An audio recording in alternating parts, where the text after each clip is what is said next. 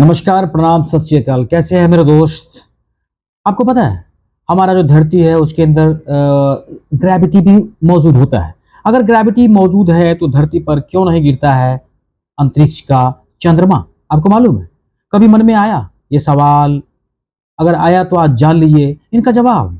जी हाँ my dear friends, मैं आपको बता दूं, प्रकृति से जुड़ी कई ऐसी रोचक बातें हैं जिनके बारे में इंसान को कुछ हद तक तो पता होता है पर पूरी तरह जानकारी नहीं होती है। अब धरती और अंतरिक्ष से जुड़ी हुई गतिविधियों को ही ले लीजिए। हमें लगता है कि हम धरती पर रहते हैं, इस वजह से उसके बारे में सब कुछ पता है, मगर ये सच नहीं है। जी हाँ, धरती की ग्रेविटी भी ऐसा ही एक पहलू है। आपको तो पता ही होगा कि धरती पर ग्रेविटी होता है, इस वजह से हम धरती पर खड़े रहते हैं, हवा में नहीं उड़ते।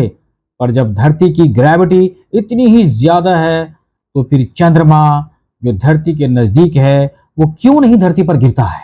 जी हाँ, तो आपको बता दूं, सोशल मीडिया प्लेटफॉर्म कोरा एक ऐसी जगह है माय डियर फ्रेंड्स जहां आम लोग अपने तमाम तरह के सवाल भी पूछते हैं। जी हाँ, और आम लोग ही उसके जवाब भी देते हैं।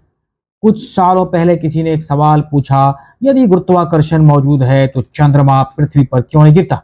अब सवाल तो रोचक है, तो लोगों ने भी बढ़ चढ़कर इसका जवाब दिया।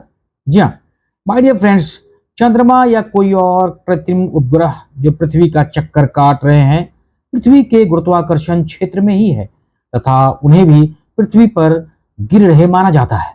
पृथ्वी पर गिर रही कोई वस्तु भारहीन होती है और पृथ्वी की कक्षा में उपस्थित कोई वस्तु भी भारहीन ही होती है।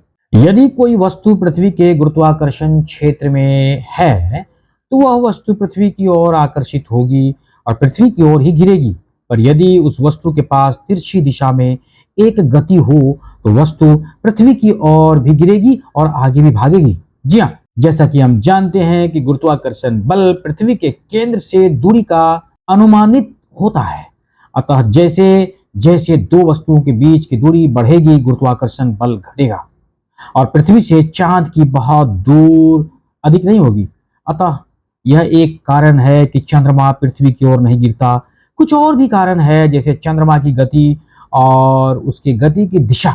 जी हाँ, इत्यादि इत्यादि बहुत सारी बातें हो सकती है। माय डियर फ्रेंड्स, आपको मैं बता दूं, चांद के अंदर भी अपना ग्रेविटेशनल फोर्स होता है जो धरती से कम होता है।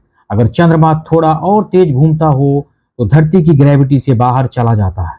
वहीं अगर उसकी चाल धीमे होती तो वे धरती से टकरा जाता। दोनों की गति और गुरुत्वाकर्षण बल ही चांद को एक कक्षा में रोके हुए है, इनकी वजह से वे धरती से नहीं टकराता है। क्या आपको इसके बारे में जानकारी है? तब तक हमारे वीडियोस पर बने रहो, मस्त रहो और खुश रहो।